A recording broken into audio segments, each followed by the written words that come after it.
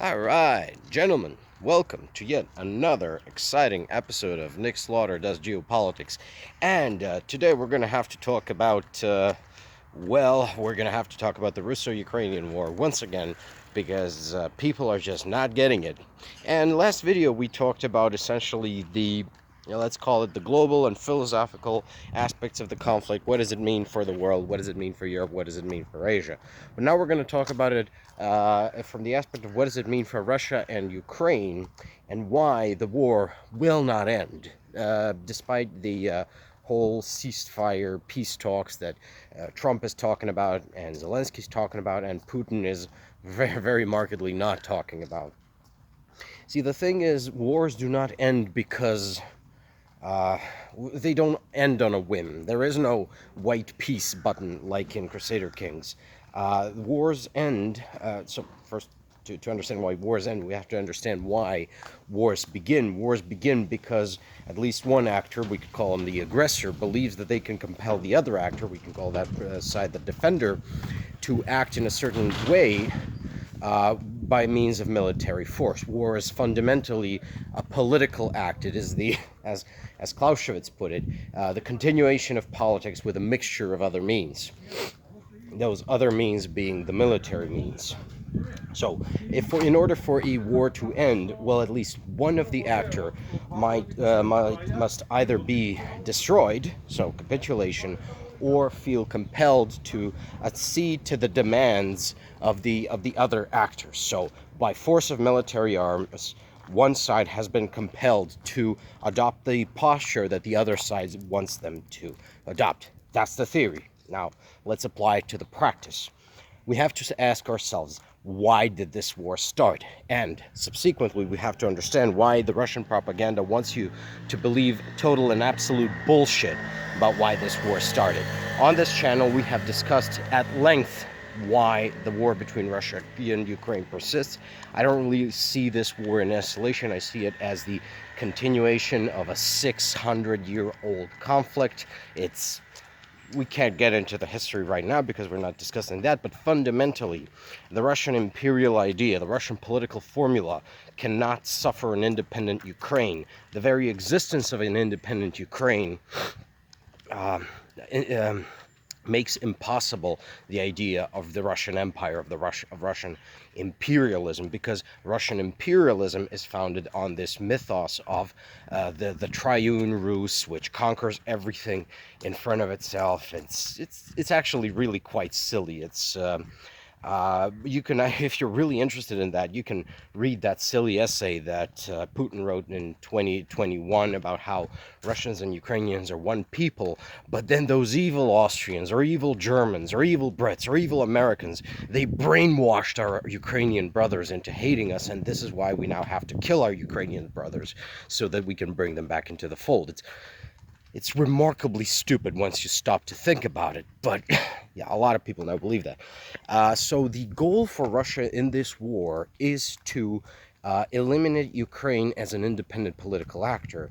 This can be achieved in one of two ways. The first, it would be to compel regime change in Ukraine, replace the legitimate Ukrainian government with a Russian puppet. And the second would be to completely conquer Ukraine and annex it into Russia.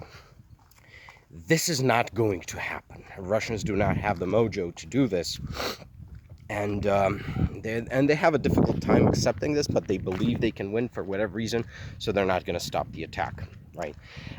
And here's where it gets to be a little interesting, because of the nature of the Russian political formula. If they back off from this invasion without achieving their goal, which is the political either absorption or subordination of Ukraine, then they would have lost. Then they would have lost the war. This is not a war about provinces. This is not a war about resources. This is not about okay, so give him the Donbass and Crimea, and he'll shut up. That will not happen. The Russians need Ukraine to be either destroyed or to become a Russian puppet state. Otherwise, they lose the war, and they lose badly. They lose their one chance of restoring the empire. And if you're asking me, they have already lost, right? All that remains to be resolved is to see how badly they lose. But they cannot stop this war because the Russian political formula, so the glue that holds Russian society together and which gives legitimacy to the Russian government, not just to Putin, but the Russian government in toto, is the myth of the all-powerful Tsar to whom the entire world must submit. So, if you point out to Russians that they are slaves, they're okay with that. If you point out to Russians that the Tsar is corrupt, that the boyars are corrupt, that they're living in a shithole with no indoor plumbing, they don't care. They say, we live in the most powerful country in the world, right? So, the legitimacy of the Tsar cannot be impugned. And this is why it was so dangerous what the orange pedophile did in Alaska. He gave Putin legitimacy by meeting with him. It strengthened Putin's internal position, thereby stabilizing the Russian state. So, Agent Krasnov, the orange pedophile known as Donald Trump, he is always doing the pro-Russian thing. He's never going to do something that will put pressure on the Russians. So he legitimated his buddy, actually his paymaster, Vladimir Putin, and strengthened his internal position in Russia. But if the Russians let up, if they stop the attack on Ukraine, and crucially, if they fail to undermine, destroy, or absorb Ukraine, then it exposes the Russian state as weak. And that is very dangerous because the Russian political formula, the legitimacy of the Russian state depends on its strength and specifically the ability of the Tsar to brutalize neighboring countries, right? So what the Russians call the near abroad. So, he brutalizes Georgia, he brutalizes Chechnya, he brutalizes Ukraine, he threatens the Baltic states. These people really need the nearby states to fear them, to cower in their boots, to shake in their boots, to cower before Russia. It's a real kneel before Zod type situation. This is why they're so obsessed with the Baltic states, because the Baltic states are small countries daring to defy Russia. It's like, and they live rent-free in the minds of Russians and Russia supporters, be they MAGAs or tankies or whatever. It's like, basically, if you want to piss off a tanky or a MAGA, you just walk up to them and say, I'm Lithuanian. And they're going to go into this frothing at the mouth shit fit that it just beggars belief that it's possible. And yeah, fundamentally, this is the core of the Russian political formula. Their formula for legitimacy. It's that they brutalize nearby states, that they are respected and feared by distant powerful states such as the United States, United Kingdom, France, Germany, whatever the fuck, and that internally the Tsar is inviolate and not questioned. So, if they fail at that, and they have to a great degree failed, right? So you have now essentially Ukraine resisting them, defying them very openly, defeating them in battle, humiliating them in battle. You have the Baltic states essentially fortifying their borders. You have Finland joining NATO and joining the Baltic states and just being a thorn in their sides. You have Azerbaijan and Kazakhstan and Armenia just withdrawing from the Russian sphere of influence and making new alliances, whether it's Turkey, whether it's China, whether it's the West. You have China essentially dominating Russia and humiliating it. And you have the European Union, you have Macron's calling them orcs, you have Alexander Stubb of Finland calling them Huns, like savages. The European Union no longer respects Russia. We fear them because they are a dangerous enemy, but there is no respect for them anymore. There's no more talk of great Russian culture or how we can work with them. No, now we see them as a problem to be solved, and that is a very important shift of perception, right? So, Russia cannot stop this war.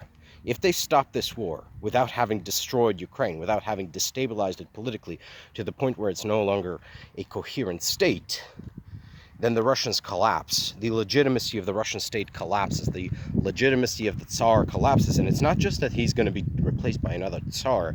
The entire system may fall in question. That the state might disintegrate at every level. So if they stop, they die. If they don't stop, they disintegrate at the economic level, and they die. And that's a good thing, fundamentally. We need to solve this Russian problem permanently in order to build a safer and more prosperous Europe. And for the Ukrainians, they're never going to stop. I mean, this is their state-forming war. This is what 1776 was for the Americans. This is what essentially forges Ukrainian identity in the modern era in the fires of this war. If they stop, then they can no longer continue existing as a coherent and sovereign state.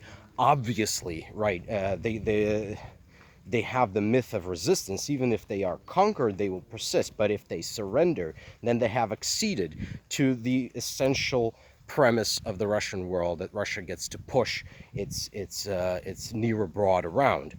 Ukraine is a counter-thesis, an antithesis to that. It is an assertion quite to the contrary, that no, Russia doesn't get to push these countries around, and in fact these countries push back. In fact, these countries send drones to destroy the Russian oil industry. These countries take and seize and hold Russian territory for, almost a year in Kursk. These countries thumb their nose at Russia, right, and say, no, you do not have the right to push us around. You will live by rules, or you will not live. And that is a very powerful statement, and it is essentially at the heart of the modern Ukrainian state self-conception and popular self-conception. So neither of the actors can stop at the ideological and political levels. Neither of the actors can stop the war, because neither of the actors has fulfilled any of their strategic and policy goals. And of course, war is always downstream of politics. Don't let anyone tell you otherwise. So no, there will not be a peace, and there will not be a negotiated peace, because this is an existential war for both factions, for both sides. If Russia stops, it dies. If Ukraine stops, it dies. So they're not going to stop. One will have to die. And in my reckoning, it's going to be Russia. It should be Russia. And Europe should help Ukraine destroy Russia once and for all, and finally secure our eastern flank after all these centuries. Bye-bye, folks, and take care.